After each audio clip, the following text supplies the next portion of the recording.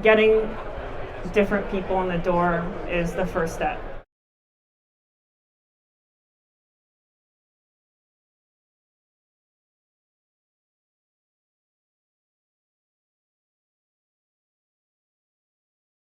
As Margaret said, my name's Jen Jones. I'm the Chief Marketing Officer here at commercetools. And I've been working in B2B enterprise technology for almost 25 years. So seen a lot of change over that time. I'm really excited to be here today with Mihaela to speak about a topic near and dear to both our hearts, women in tech. Thank you, Jen. So Mihaela Mazzenga, SVP of Tech Strategy at Valtech.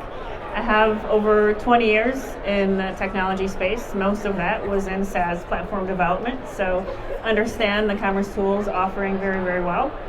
Spent time on the client side as the CTO at Sharper Image, where we took a massive ATG transformation into a very, very pure mock implementation, including multiple vendors, and have seen a lot of different things and felt a lot of different things as a woman in tech, and very happy to be talking with you today.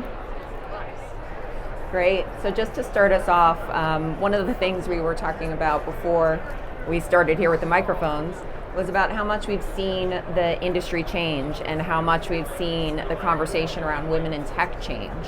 So would love if you could share from your perspective, given your rich background, especially on the technology side, how you've seen things change and where you think we're going. Well, I think I've seen a lot more much needed diversity, and I think we're just truly scratching the surface of that, and there's a lot of work to do. But unfortunately there was a time where there were jokes about myself being the token woman in the room, and I think those conversations are fewer as they stand today, but certainly still lots of work to do to really get that representation in the room, especially from a leadership perspective. Yep, I totally agree. And, I think one of the things we were also talking about was our journey to where we are now, in addition to the journey and where we're going, but thinking about influences along the way, things that have either encouraged or helped us.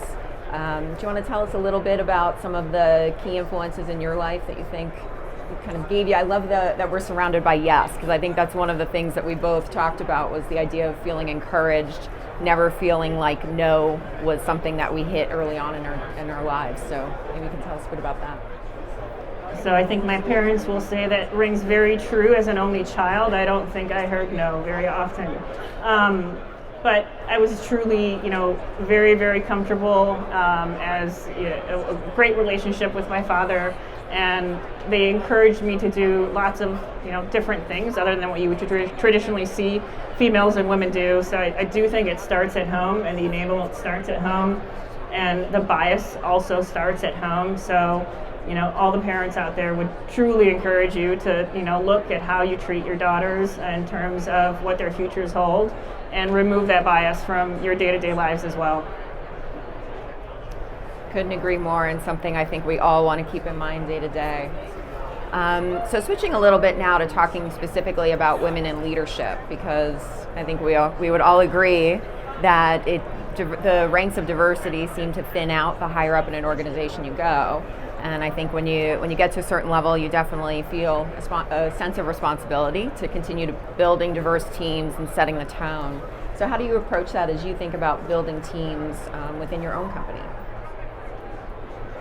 So for me, building teams really has no particular face and no particular boundaries. It is truly about having the best individual for the role, but also it's incredibly important to have a culture that really values opposing viewpoints. And that's going to require a diverse workforce, because otherwise you get really stuck in an echo chamber of really, the same voice within the organization. And I think you're going to be obviously a lot more successful with a lot of varying viewpoints. And there's lots of consideration, regardless if it's male or female or not, and ensuring that the team is highly diverse in the way that they approach problems, because there are lots of different problems, and if you only solve them one way, then you're only going to get one result.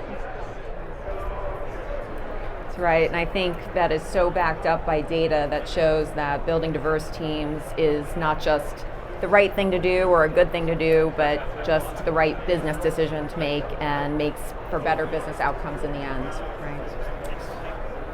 So to kind of wrap things up on this one before we move on to the next fireside chat, I wanted to look ahead, say 10 years in the future, and if you and I were sitting here maybe on a similar couch and having a similar conversation, what do you hope is different, or what do you see 10 years from now if we were having a conversation about women in tech? How do you think things will have changed? So I have to be honest that I think we're doing an okay job on the diversity end, but true inclusion and really having the culture that values that opposing viewpoint, we have a long way to go.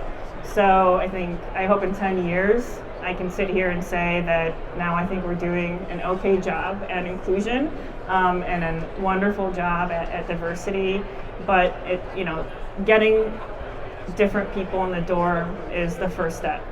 Valuing what they have to say, integrating how they want to operate into the entire organization is much, much harder, and you need a lot of flexibility, and you truly need an agile management team to accept that, because there's no point in inviting people in if you're going to shut them down the minute they come.